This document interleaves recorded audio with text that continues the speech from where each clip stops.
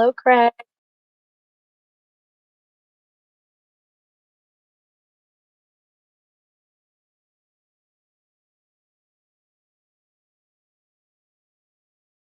Oh, and welcome everyone to the Shitty Away read aloud for chapters 7 and 8 of Hazrat Inayat Khan's The Mysticism of Sound and Music. And we're about to start reading. Would anyone like to start us off? Yeah, I can start. Sorry for the lag, Hoda. I was gonna say something, and then I was like, wait, is Hoda gonna say something? I know, I'm muted. I was like, wait, is Anna going to say something? You're good. Okay, I'll start.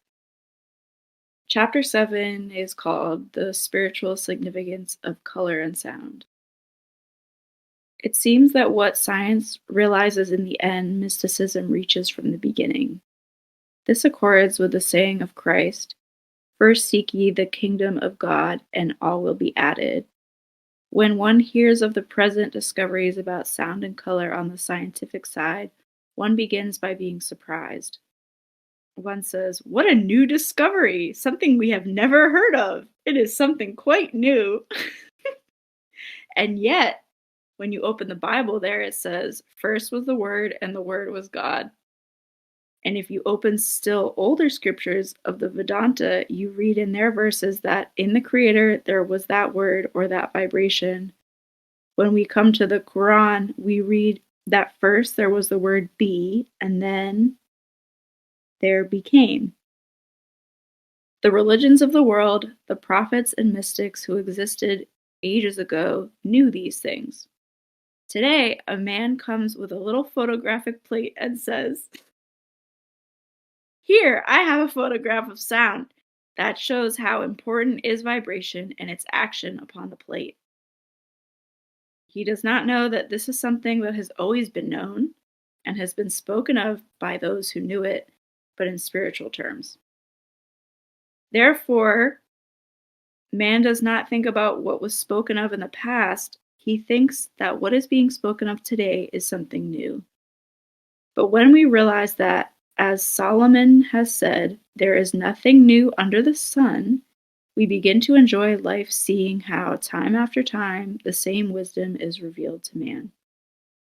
The one who seeks through science, the one who searches through religion, the one who finds it through philosophy, the one who finds it through mysticism, in whatever manner they seek the truth, they find it in the end. Would anyone like to continue?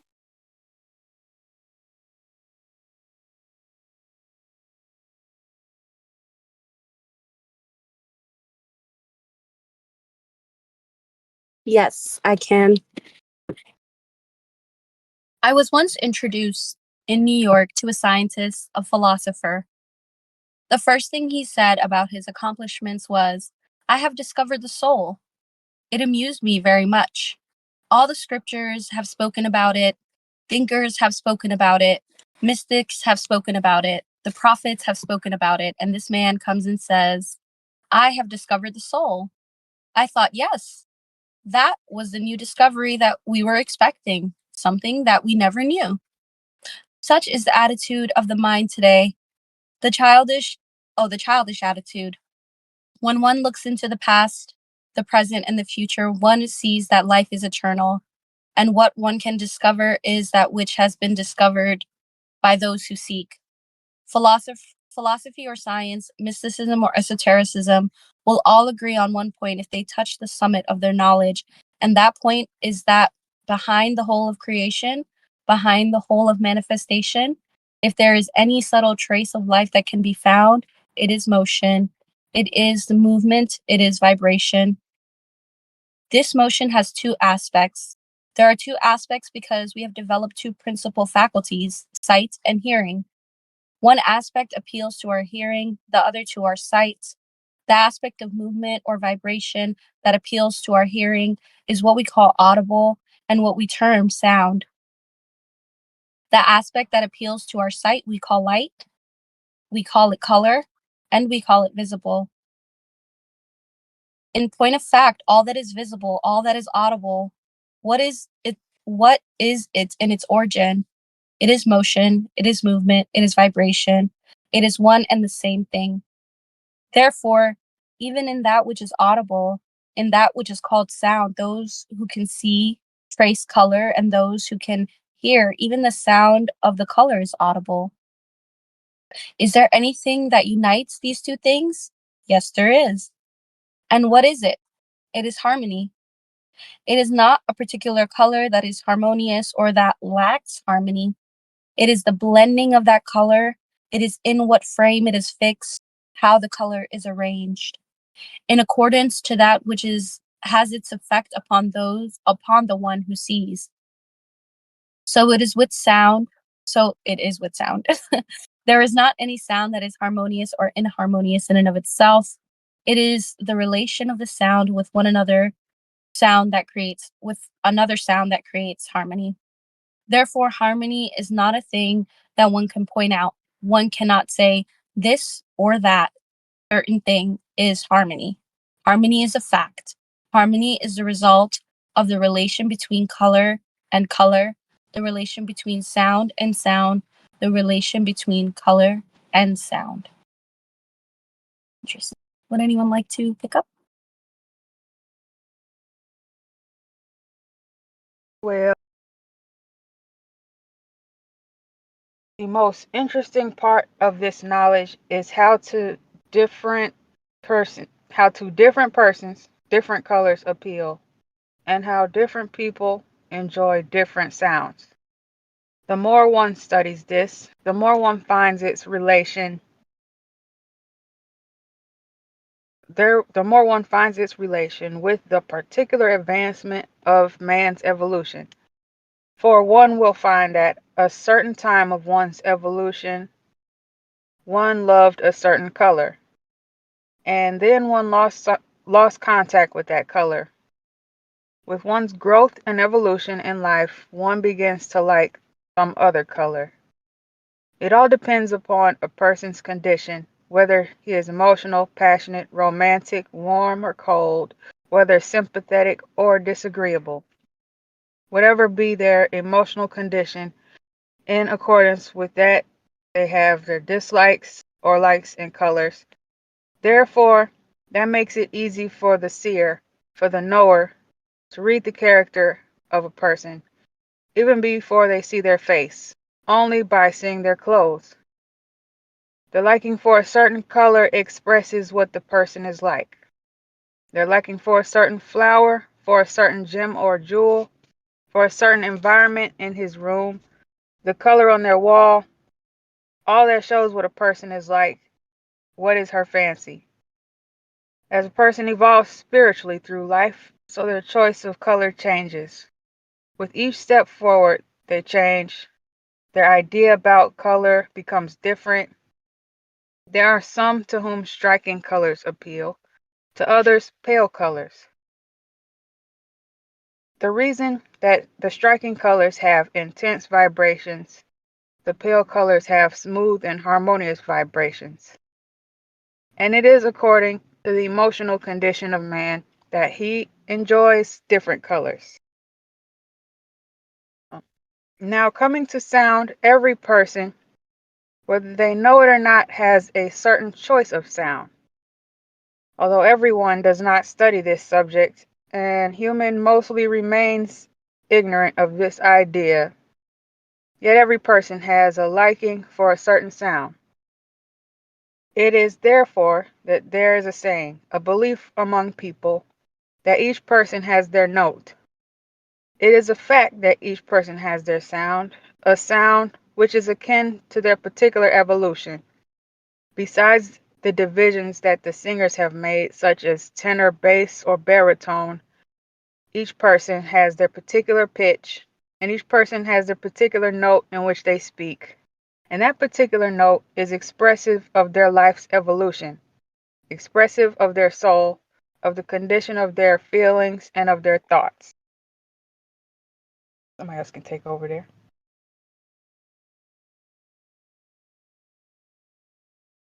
I'd also just like to say if you guys um feel it's aligned or feel like anything is coming up as we read this text, I welcome you guys to just discuss or, just pause and say, this is what is coming up for me right now, or like, this is what this has me reflecting on.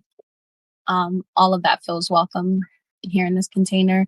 I know we have a formal book club on Saturday regarding these chapters, but I also feel like stuff comes up for people while we're reading. So, yeah, of course.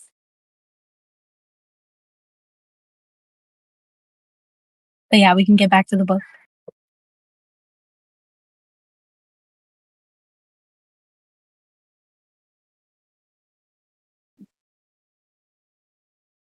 It not only has an effect upon children to hear certain sounds and to see certain colors, but it also has an effect upon animals. This is where you picked up from, right, Tiff? Just checking.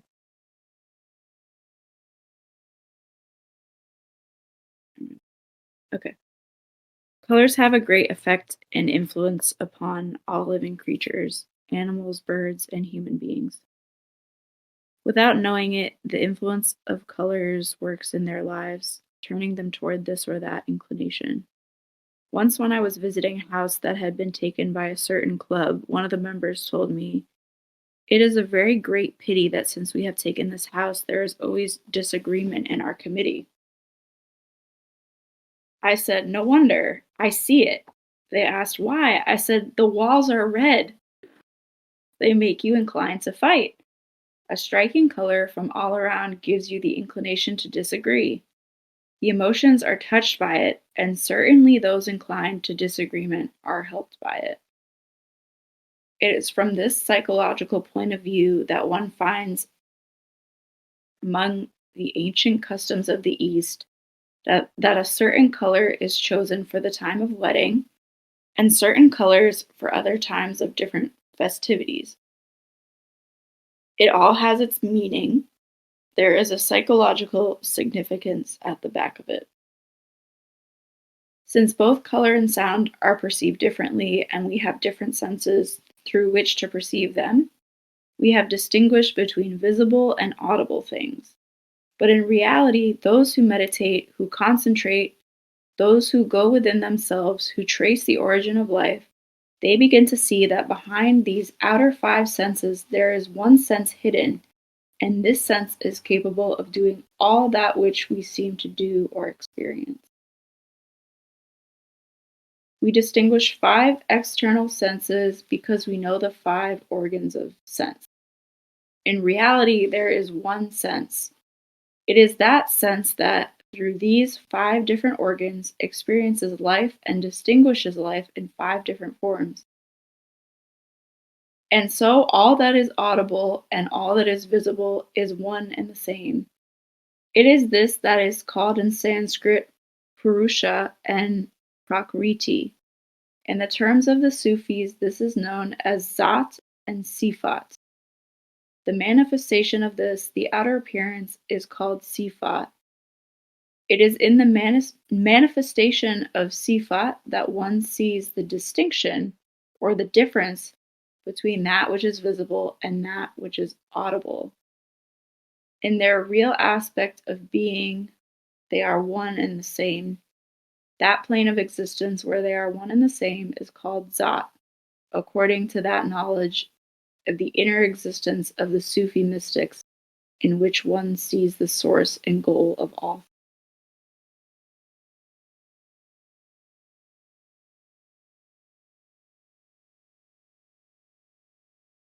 Anyone? Yeah, I will.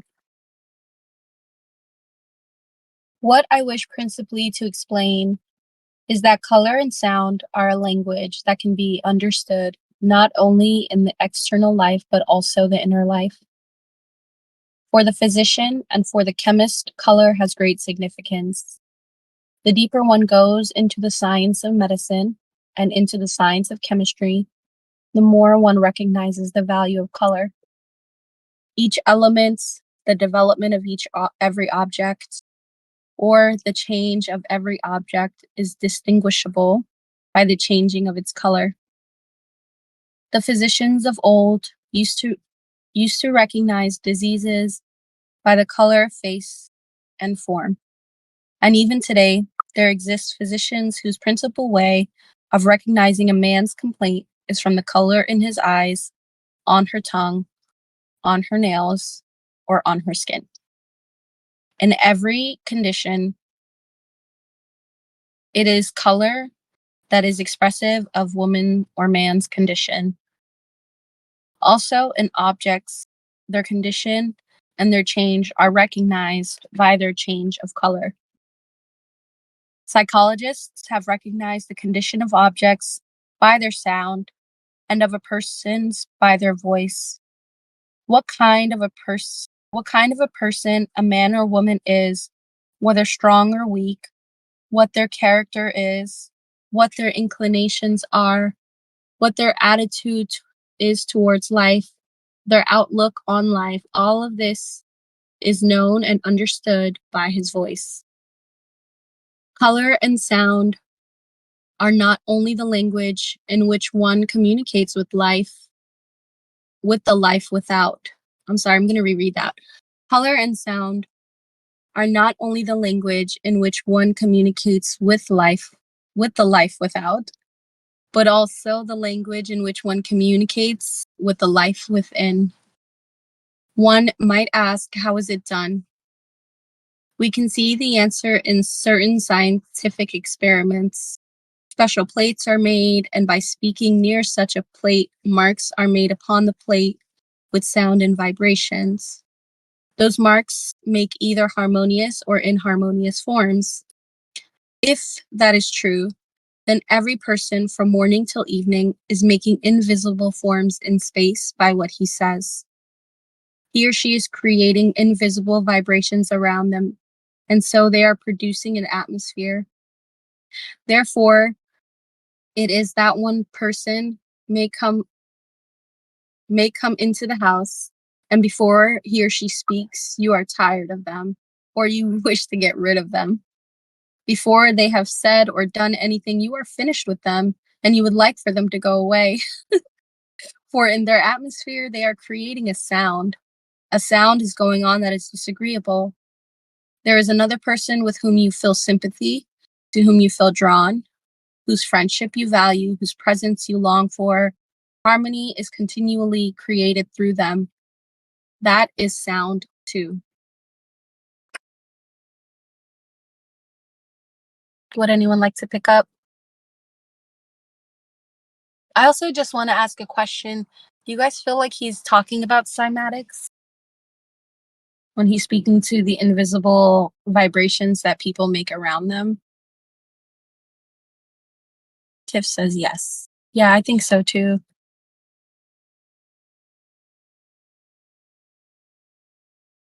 Remind me again what cymatics is. That's like the sun and water.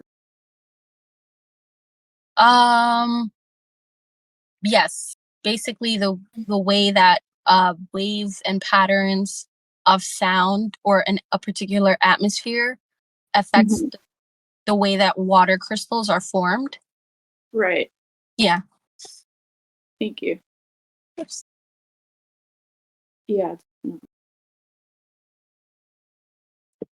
And I feel like the experiment he's speaking to with the plates is the experiments and the studies done by Masaru Emoto. I hope I'm saying his name right. Or I believe he was like the first person to conduct these kind of, or maybe not the first person, but maybe like the first person on record. Mhm. And I choose Tiff. Tiff says, I remember seeing things about plates and sand.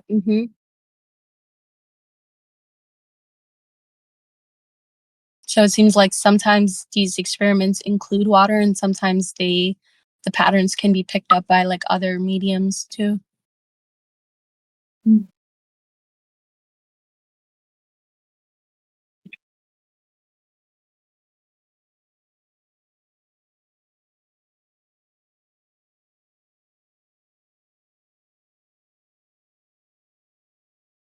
Shall I continue? That is true, then it is not only the external signs, but also the inner condition that is audible and visible. Though not visible to the eyes and not audible to the ears. Sorry, I lost my place. Yet it is audible and visible in the soul. We say, I feel his vibration. I feel the person's presence. I feel sympathy or antipathy toward that person. There is a feeling, and a person creates a feeling without having said anything or done anything. Therefore, a person who is in a wrong vibration without doing or saying anything wrong creates the wrong atmosphere, and you find fault with him. It is most amusing and very funny to see how people may come to you with a complaint. I have said nothing, I have done nothing, and yet people dislike me and are against me. That person does not know that it is not because of their saying or doing anything, it is because of their being. What you are speaks louder than what you say. It is life itself that has its tone, its color, its vibration. It speaks aloud.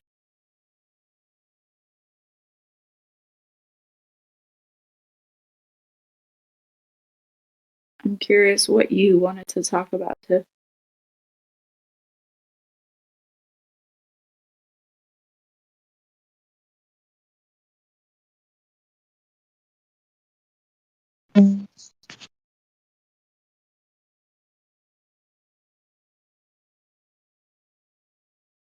Distinguishing the five senses and like how the real one sense is like the inner sensing kind of. And I was thinking about how I experienced that like one time because I was making like excessively long eye contact with my cat, because you know how cats just sit there and stare at you. So I decided to stare back one time. I know, because I'm like, I don't really know how to read eye contact very well. Like people say that the soul is behind the eyes, and I'm always like, they look like eyeballs to me. But all right, they are open and they are closed, you know. But I decided to stare at the cat. I'm like, all right, the cat definitely got a soul. I got a soul. Like, how does this work? I'm gonna figure it out.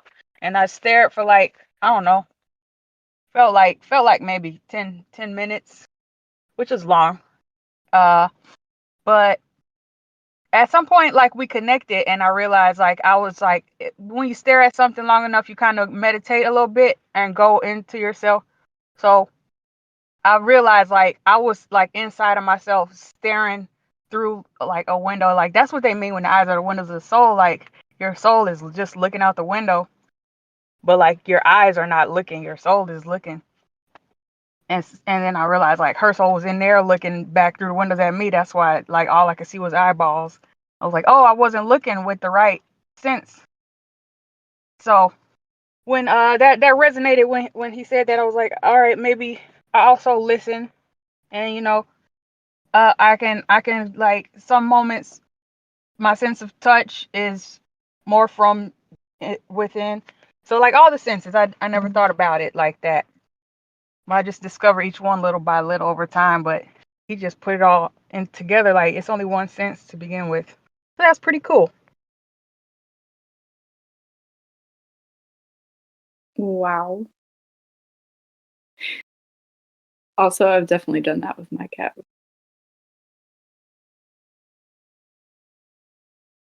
It's a lot. I feel like I could get lost.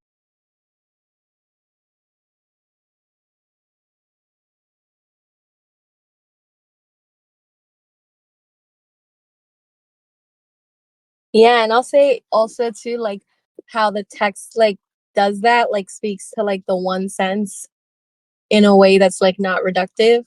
Like, you know, like he's not like screw all your other senses, just focus on this one sense. You know, like he's like all of these other senses are a thoroughway or like a highway towards the one sense, which I like what you said, Tiff, was like seems like it's like how to perceive the soul in yourself and in others. And so it's like, yeah, it's really cool like how he speaks to it without particularly saying like what that one sense is, but like that it's a connective sense, and that it kind of like puts you in right relationship with whatever it is that you're observing. And maybe right relationship is like a little bit of a stretch because it could really just be confusing, but I do like how he's like bringing us to this landing place. And I feel like, yeah, like I used to do that when I was younger in the dark, where I would like be in the dark and I would just keep my eyes open, stare out. And then this would only happen when I was younger. It doesn't happen so much now, but I would start to see like color lines, like moving as I moved my eyes. So like if I moved my eyes to the left, there would be like streaks of color in like the far like peripheral of my vision, and then I would do it again to the other side and it would be different streaks of color. And I'm like, of course as a kid I'm like, what the French toast is that? And it's like, yeah, it seems like with this context, like I can probably confidently say like it's probably like that one sense being translated through other senses like sight and other things. Have any of you all ever like gotten tripped out by having your eyes closed, but like you're still seeing? Mm.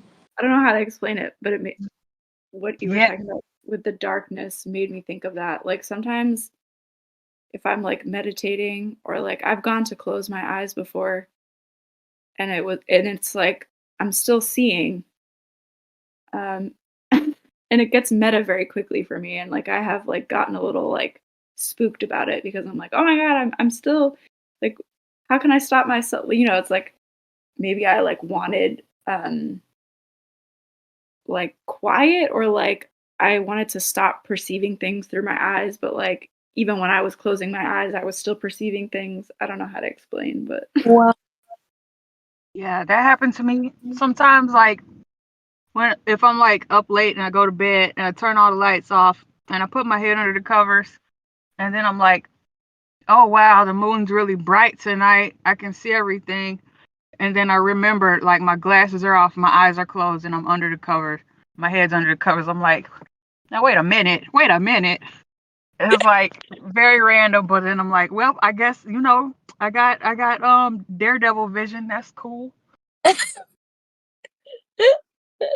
But then like if I was to try to get up and walk around, I know I would trip over something because like I use my eyes more than I realize, and like I'm expecting to see like the movement of everything move past, and my inner vision ain't there yet, so it's just like it just recreates everything I was just looking at in that position. Ooh, like a hologram kind of thing. Think so, yeah. Like I I did like astral project one time and tried to move around, and it felt weird. So I like went back and laid down in my body. But like since then, every once in a while I can see like around me, and I'm like, am I facing the window? And I Mm. might have flipped over in my bed, and like I'm just projecting the window onto the wall I'm facing now, and I'm like, oh yeah. So maybe maybe it's all like third eye vision of some sorts. I think so. Holographic room vision. while you were speaking, that reminded me, I was reminded of something else that used to happen to me when I was a kid, when I would be falling asleep and like my size would begin to like shift. Like the room Mm. around me would start to, and I don't know if anyone else has ever experienced this, but like the room around me would like start to get bigger, and like I would be like shrinking. It always was like, I remember it being a thing. I don't experience it as an adult, but I remember like something really interesting happening with scale when I was a kid, and always being like very fascinated by that.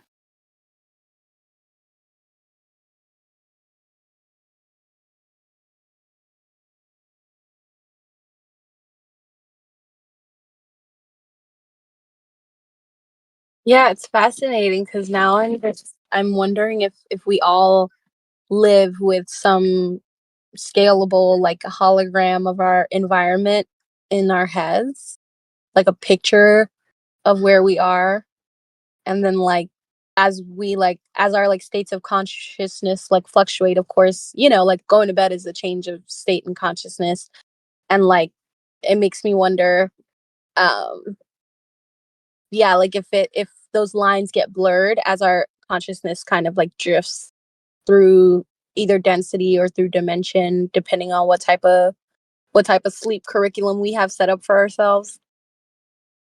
It says sometimes I shrink myself down to check out the inside of my body. Ooh, what is that like, Tiff? I don't know if this is an old people thing, but if y'all remember the Magic School Bus, they went inside of a couple of students, and it was kind of like that where I'm just like all of a sudden, something inside me hurts or something. I'm like, oh, what's wrong? So then I like shrink myself down and pretend like if the body is just a bunch of like single cells and they all have their own lives and stuff. So I'm like, all right, I'm the mayor, I'm the president of myself. So I gotta go down and see what's wrong in this constituency. Like, oh, like you sore in the hip. Well, we'll send down some government assistance called stretches and hydration. We'll get you to that. So it's kind of like that. Like I feel myself walking around in there like on a little like bullet train or something. Like I go right to the source of the problem or to the source of the symptom, and then I can address it from there. Like I got a stuffy nose or something. I'm like, okay, what's wrong with the stuffy nose? Is it a sinus problem? Is it like, talk to me? Tell me what's wrong. You dehydrated? You got too much sticky dry air? We can sip some tea and snort the steam a little bit. We'll fix that real quick. Not a problem. I got you. It's like I'm in a relationship with all the different parts of myself in that regard, trying to heal myself.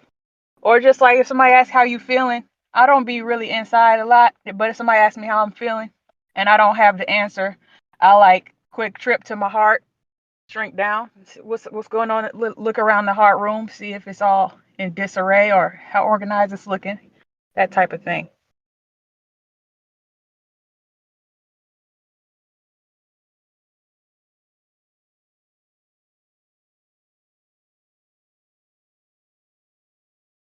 I love that too. It's like you're like your own doctor, and then also like the mayor, like you said. I love that. Everything about it.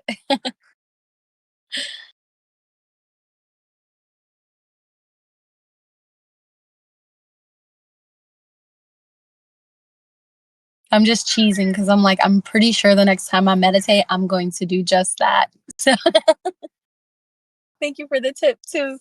Dang.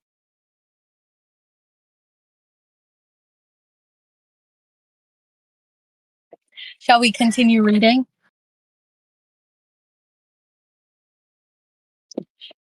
Tiff says, gotta survey the constituency. Oh, I love that.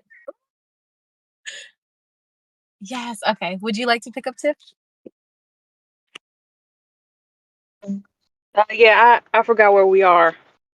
We're on the next paragraph. So, like, I'm not sure what copy you have. So, the last sentence that Anna read was that is sound too. And then the next paragraph is like, if that is true, then. Okay, I got it. If that is true, then it is not only external signs, but also the inner condition, which is audible and visible. Though not visible to the eyes and not audible to the ears, yet it is audible and visible in the soul. We say, I Oh, wait. feel his grace. Oh wait, that's further down. Yep. We on the next one. My bad. Next one. Sound.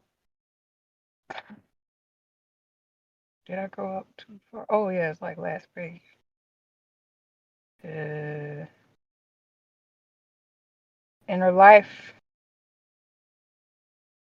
I think it's the one that starts one may think. One may think. Got it. Oh, it speaks aloud. Got it. One may think, where is it? What is it? What? Where it is? Wait. Where is it to be found? The answer is, what little man knows about himself is only about his body. If you tell human to point out where they are, they will point out this arm, this hand, this body. They know little further than that. There are many who, if asked, where is it in your body that you think, will say, thinking in my brain. They limit themselves to that little physical region which is called body, thus making themselves smaller than what they really are. The reality is that man is one individual with two ends, just like one line with two ends. If you look at the ends, it is two. If you look at the line, it is one.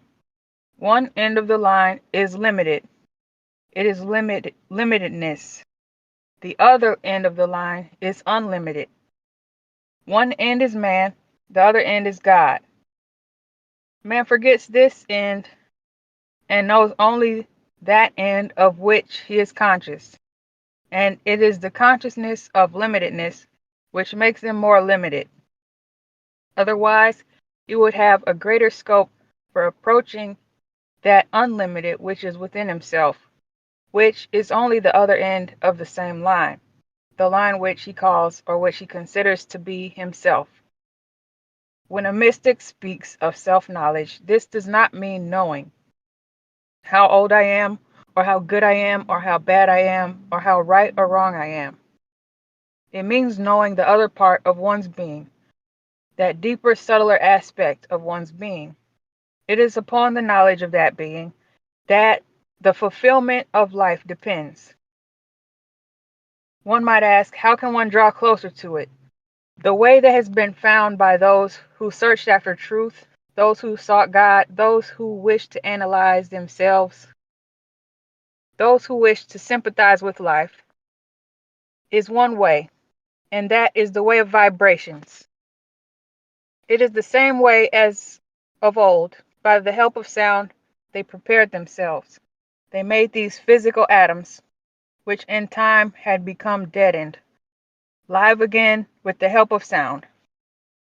They worked with the power of sound, as Zeb-un-Nisa says, say continually that sacred name which will make thee sacred.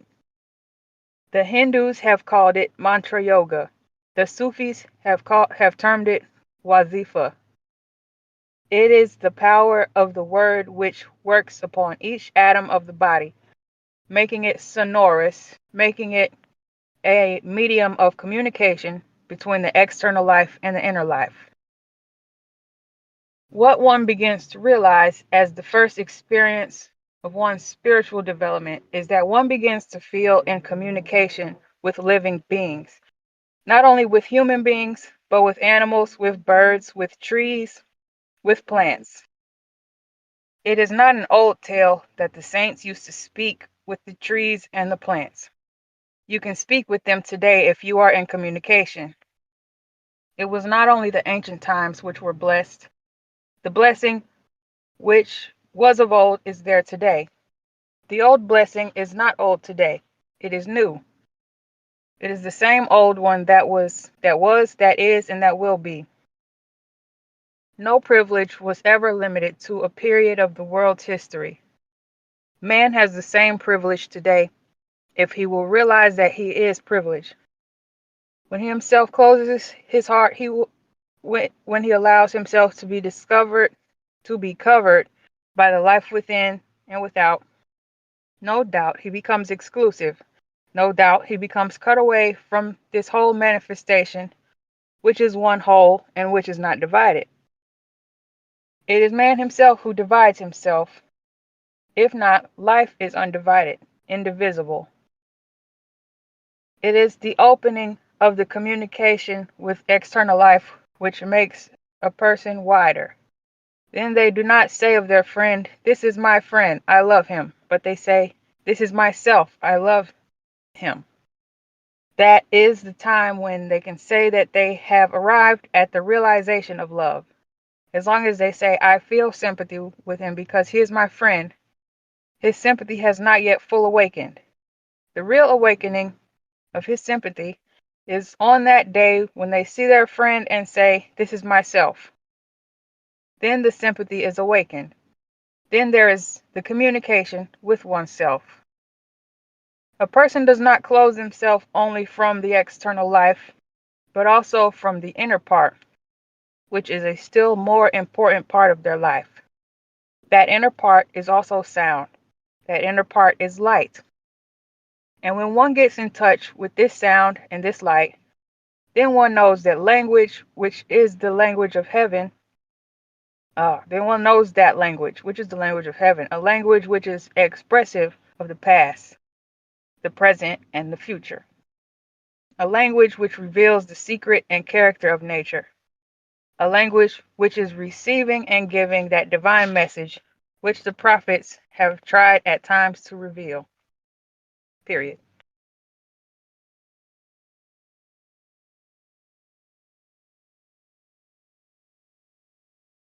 Thanks, Tiff. I'll pick up from here. We're now on chapter 8, the ancient music. There is so much that I want to say from those last couple pages, but I'll save it for Saturday just because I don't want to like go too hard. But yeah, the ancient music. When one looks at this subject from the Eastern point of view, one finds that the Eastern idea of music originated from intuition. But the tradition of any art or even of science will tell the same thing. It is only later on that man begins to believe in the outer things and forgets the origin, which is intuition. Music, according to the ancient people, was not a mechanical science or art. Music was the first language. The proof of this can be found even now in the language of the animals and birds who express their emotion and passion to one another without words, only in sounds. It is the combination of the different sounds of animals and birds that also has an effect upon the numberless multitudes of the lower creation. If music was the first expressive thing in the lower creation, so it was also in the humankind. And since it was the first expression of the emotions and passions of the heart, it is also the last expressions of the emotions and the passions. For what art cannot express, poetry explains. And what poetry cannot express is expressed by music. To a thinker, therefore, music in all ages will stand on the highest pedestal for the expression of what is deepest in oneself. When the ancient music is compared with the modern, one will no doubt find that there is too vast a gulf between them. If there is anything that gives one some little idea of the music of the human race, it is Eastern music, which still has traces of ancient music in it. Had it been preserved in the East only as music, it would perhaps not have been kept intact as it has been. But it was kept as a part of the religion, and that is the reason why it has been continued through the tradition for thousands of years. Would anyone like to pick up? One might ask, how can the music of ancient times be kept pure, as there is always a tendency in human nature to alter things? It was always difficult for the human race to change religion. Anything else might be changed, but there was one thing that was always kept, and that was religion. In the religion of the Hindus, one aspect was music. It was called Samaveda. In the Western world, there came a time when translations were made of the Vedas, but there is a part of them of which the translation is not to be found. It is of that Veda. The reason is that, being musical, this Sama Veda could not well be regarded as being language. From a study of the music of the Hindus, one can trace back in the traditions that thousands of years ago there was a time when musicians knew as fine a distance between tones as quarter tones. It was not only the degree of the sound that was considered in that way, but also the nature and character of the sound was analyzed, just as in chemistry. We can find today in ancient traditions the different effects attached to the different notes, whether dryness or liquidity, whether cold or heat. No doubt it is difficult today to distinguish the sounds that express these different effects, because the distinguishing is now done from the instruments, and in those times it was done only from nature. Yet it is most interesting to know that we find today in Sanskrit scriptures the different pitch of sound distinguished in ancient times. In the absence of a piano or of a tuning fork, the musicians had to determine the pitch by the sound of different animals and birds. One might ask in what way the art developed among the ancient people, reference to which is to be found even now in the East. The idea was that they attached different themes of music to different seasons and different strains of music to different times of the day and night. And as there is nothing in the world that is without reason, that also was not only an imagination or a fancy, there was a reason behind it, a logical reason for attributing certain melodies to certain times. Had it been a poetic fancy, it would have lasted for a short period and would have influenced a little circle only. But it has lasted for ages until now and has influenced the whole country of India. It is a usage that was carried on for thousands of years, and today one finds in the East or the West, the North or the South, that the same raga is sung in the same times. When sung out of these times, then it is not appealing.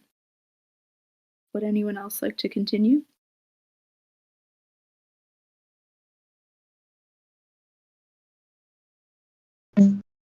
I will continue. All right, I forgot where we were already. When we look at it from the Yeah. metaphysical. Yeah. All right, all right. When we look at it from the metaphysical point of view, we shall find that the realization and knowledge that science has today and will ever have, that vibration is at the root of the whole creation, was a certainty to the ancient people. It was the basis of their whole science. They knew that that which has created and which is holding and which has held the whole manifestation and the whole cosmos is one power, and that is vibration.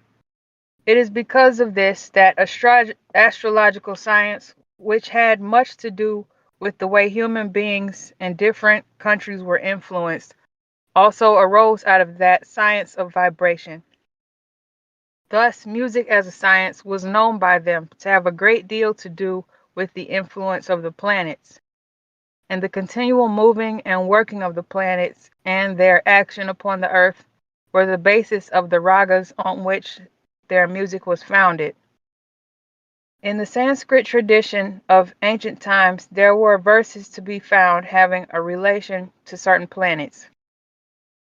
The musicians therefore made their program according to the influence of the planets of the cosmos, and that program was carried out throughout the whole year.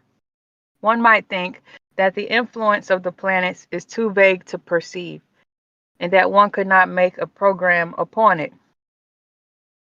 But in all periods, the whole of humanity has arranged its life according to the planetary influences just the same. In order to keep their music akin to nature, it was necessary to give liberty to the singer and player to sing and play as he wished. Naturally, uniformity was lacking, and a standardized system could not be made. That is why this music always remained an individualistic art only, not an education. For this reason, the music of the ancient people had its advantages and a great many disadvantages. The advantages were this: a musician, a singer or player was never bound to sing in a particular way in order to execute properly the music he wanted to play before the public, but was always free to give the music according to his inspiration at the time. It gave him full liberty to express his emotions, his passions, without any outward restrictions which he should obey. When there were a number of singers or players, no doubt it was then necessary to set a certain standard. Yet that standard did not restrict them very much. It is this order which was called music. The word music or Sangita in Sanskrit has three aspects. One aspect is language, the other aspect is playing, and the third aspect is movement. Hindus have never separated the science of movement or dance from music. They have always combined the three aspects of what they called music. As the music of the Eastern people developed, each of these three aspects developed also. For instance, the way of singing of the more refined people was quite different from the way the peasants sang. The song of the temple was altogether different from the song of the stage. These differences were great. Not only were there particular rules and regulations to be followed, or more mechanical differences, but there was a natural difference. I'll stop there.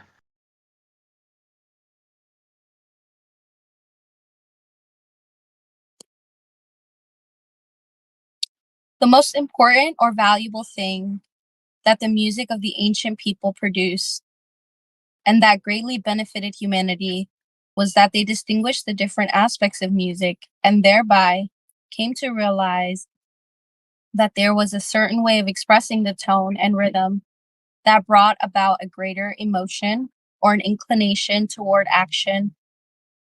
Together with it, they found out that there was a certain use of time and rhythm that brought about a greater equilibrium and a greater poise. This science, developing after many years of practice, formed in itself a special psychological science or art called yoga. And the special name for this science was called mantra yoga. The meaning of the word yoga is unity or connection, and mantra yoga means the sacred union between the outer life and the deeper life. For the yogis found out that there are psychological inclinations. One of the tendencies of the breath is to go outward. The other inclination is to go inward. These two tendencies are found in nature also, in the ebb and the flow, in the sunset and sunrise. One sees this difference in oneself. The vibrations of one's own body and actions are very different in the morning and in the evening. I'm sorry, I just have to give a plug to Born Day's Way, because that's what that's all about. The yogis, therefore, regulate the rhythm of the circulation of the heart and of every action of the breath with the help and by the vibration of music, of tone and rhythm both. This brought them from the audible vibrations to the inward vibrations, which means from sound to breath, which in the language of the Hindus are one and the same. It is Sura, that is a name for sound and breath. The one blends into the other because it is the same thing in the end. It is the breath of an object that may be called sound, and it is the audibility of the breath that may be called voice. Therefore, breath and voice are not two things. Even breath and sound are not two things. Even breath and sound are not two things, if one can understand that both have the same basis. Is there an explanation of why man or woman or people rejoice when they are impressed by the music played to them? Is it only an amusement or a pastime? No, there is something else beside it. The principal reason is that in people there is a perpetual rhythm going on, which is the sign of life in them. A rhythm that is expressed in their pulsations and in their heartbeats and even in their heart. Upon this rhythm depends their health, not only their health, but their moods. Therefore, anywhere a continued rhythm, must have an effect upon every person, upon every person. Its effect is distinct and different. Would anyone else like to pick up? It is amusing and interesting to know that when the jazz band came into existence, everyone said to their friends, "Something crazy has come into society." Yet one has not resisted it. It has come more and more into fashion, and however much a person hates it and is prejudiced against its name, they at least like to stand and listen to it for 5 minutes. What is the reason? The reason is that, in whatever form the rhythm is emphasized upon the body and the mind of people, it has a psychological effect. It is said of a very great Persian poet, who was also a mystic, that when he got into a certain mood, he used to make circles around a pillar that stood in the middle of his house. He then began to speak. People would write down what he said, and it would be perfect poetry. And what is most amusing is that I have known of a lawyer who, when pleading at the bar and being unable to find an argument, would turn himself around. After that, he would find the right argument. But in order to find a mystery, we need not go to such cases. A person who cannot find an idea beats or taps with his fingers on the table, and the idea comes. Many who cannot get a hold of their thoughts begin to walk about the room. When they have made 2 or 3 turns, their thoughts become clear. If this is true, we come to the realization that the human body is a kind of mechanism that must go on regularly. If it is stopped in some way, there is something stopped in the body or in the mind. This brings us to understand that upon the rhythm, the mood, health, and condition of people's mind depend, not only upon the rhythm that they get from music, but also upon the rhythm of their own breath. This rhythm has also a great deal to do with the rhythm of one's life. There are certain kinds of sound that irritate someone and have a bad effect upon the nerves, and there are other kinds of rhythm that have a soothing, healing, and comforting effect upon the mind. Music is sound and rhythm, and when sound and rhythm are understood in their nature and character, then music is not only something used as a pastime, but then music will become a source of healing and upliftment. The Sufis of ancient times, the great mystics, used to develop this art in order to bring about poise in life after their everyday activity. They called this art sama, and sama has been the most sacred thing for the Sufis. It has been a meditation for them. They meditated by the help of music, by having a certain music played that had a certain effect upon the development of the individual. The great poets, such as Rumi of Persia, used to have music for their meditation, and by the help of music, they used to repose and to control the activity of their body and mind. Anyone else? Hello. We see today that there is a greater and greater tendency to nervousness. It is caused by too much activity in life. Life is becoming more and more artificial every day, and with each step forward, man is missing that repose which has been as yeast to the human race. Therefore, for the betterment and education of humanity today, the art of repose, which seems to be lost, greatly needs to be found. Many people in the Western world who have read about the traditions of ancient people have often thought that there was an art that seemed to have been lost, and that they should go to the East in order to find it, so as to make it easy for those who are in search of that art and science, which are most necessary in the evolution of mankind. The Sufi movement has made a facility for those who wish to study and practice it to do so here instead of going so far to the East for it. Period.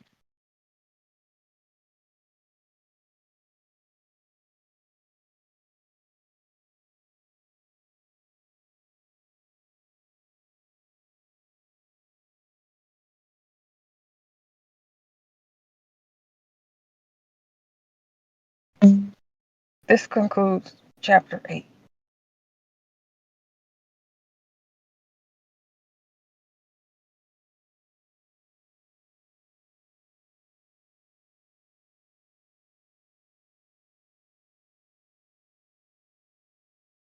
Okay, just to give Craig a break, I just want to say thank you to everyone who listened in asynchronously.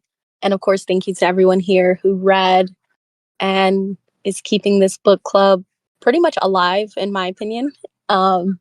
So thank y'all for listening, and please come join us in the Broom Radio on Saturday for a delineation and a breakdown of these two chapters. And join us next Wednesday at 2:30 Louisiana time for the next read aloud of possibly chapters 9 and 10, or just chapters 9.